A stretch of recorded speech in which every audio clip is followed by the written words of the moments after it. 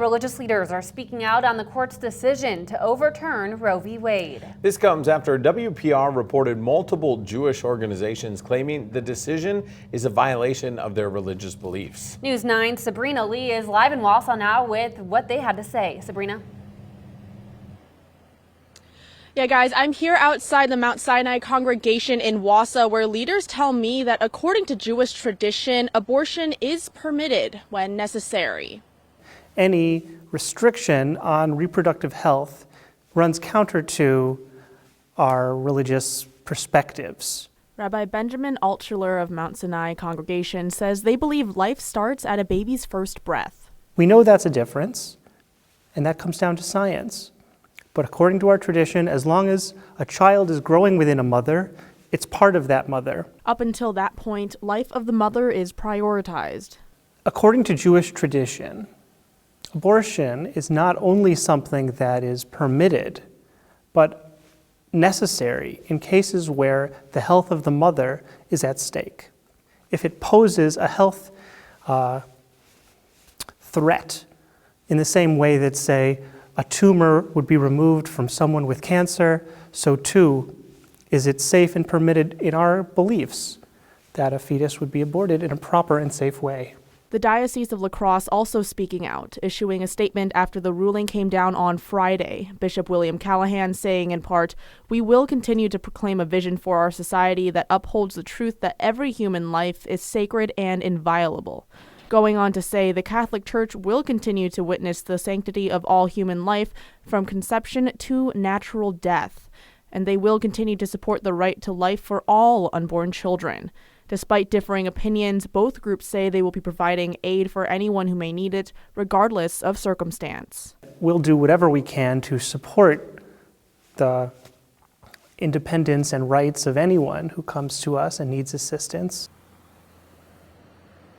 Both the diocese and the congregation say they're prepared to help anyone who needs it. Now, I did reach out to the Wausau Mosque earlier today, but received no response. Live in Wausau, I'm Sabrina Lee, News 9 WAOW. Thank you, Sabrina. Today, the Supreme Court sided in favor of a Washington State high school football coach who got fired for praying at the 50-yard line after games. The justices ruled 6-3 that the school district violated Joe Kennedy's First Amendment rights, saying the coach's prayers amounted to private speech protected by the First Amendment. Kennedy praised the court's decision, saying he just wants to be back on the field with his guys. Well, a nice cool start to the work week today. A lot cooler than the last couple weeks, Yeah. Jackson. That's right. Last couple of weeks, what, the 90s out there? Yeah. So Yeah. a lot stickier, a lot Right. hotter. Today, much more comfortable. And that breeze, even though it was cooler, still felt pretty Felt nice great, outside. yep. So, of course, we had the sunshine. Let's take a look at our Wausau camera, our time lapse from the Sherrill Tire and Service view, and you can see not too much going on in the atmosphere. A lot of clear blue skies. There's, of course, some traffic moving through, but otherwise a very nice day today across the region. High temperatures in the low to mid 70s, even a couple of upper 70s. Wausau 77 degrees. Stevens Point at 76 and Wisconsin Rapids 78. If you're wondering how much more sun do we have in the forecast, well, quite a bit, but not for every single day. Tuesday and Thursday both have a chance of thunderstorms, so a good deal of cloud cover as well. But the rest of the forecast, Wednesday, Friday, Saturday, Sunday, looking pretty nice outside, a lot like today. Satellite radar picture shows clear skies continuing tonight, or at least mostly clear skies, but the activity isn't too far away. We see a cold front here stalled in southern Canada. That's going to be bringing some stronger showers, heavier showers and stronger thunderstorms to the area by tomorrow afternoon. We have a level 1 risk for severe weather, a marginal risk capable of high winds and hail. And as we take a look at the next few days, we do have that chance of thunderstorms, and then a lot of sunshine for Wednesday. But we'll let you know when those thunderstorms are going to be moving in and when you need to prepare with an umbrella. All right, Jackson, thank you. New at 10, the Wausau School District is considering boosting its security practices. Doing so through a safety and security audit. News 9's Isaac Dieterson has how the district is proposing it'll happen. Just weeks after several instances of violence at high schools across the country, the Wausau School District is considering getting insight from a third party to make their systems better. According to Superintendent Keith Hiltz, the district wants to have an individual or a security firm conduct what they call safety and security audits.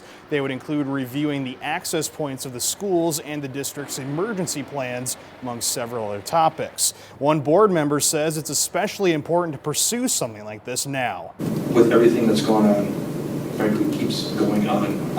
In this day and age, there are firms out there who wake up every day, eat, sleep, and breathe this stuff, and those are the kinds of things that I think we want to tap into. Hiltz adds the hope is to hire a company to conduct those audits by next month. The Board of Education still has to officially approve this action. Their next meeting will be in July. In studio, Isaac Dienison, News 9 WAOW. All right, thank you, Isaac. And also new tonight, an area school board member has resigned from her post. Kalo, who had served on the board since 2020, submitted her resignation this morning, effective immediately. In a statement, Lowe cited, quote, toxicity, disrespect, and indifference within the board, and says she will move on to a different opportunity. It's unclear whether there will need to be an election to fill her seat. Crews across the Northwoods battle a massive fire at a garbage site in Minocqua at Advanced Disposal this morning.